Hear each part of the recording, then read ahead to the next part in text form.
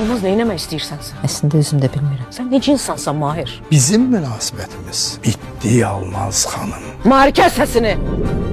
İndi o silahla sabah gəlib ikimiz də güllələyəcək. İndi sən baxarsan. Her şey olabilir. Ona bax, bu da təriflədiyin zaman. Ay Yaşar, gerçəkdə ürəyim partladı ki. 2 dəqiqədə gec geçseydik, inan ki zar yok idi həyatda. Bundan sonra onu tək qoymaq olmaz. Ben zarı tek koymayacağım. Oo, qəhrəman. Gəl çıx da.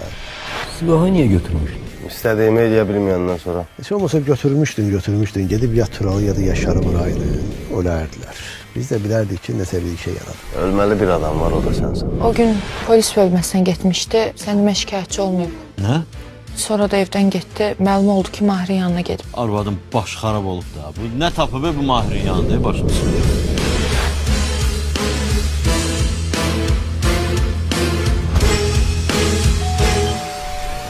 Aşağı say.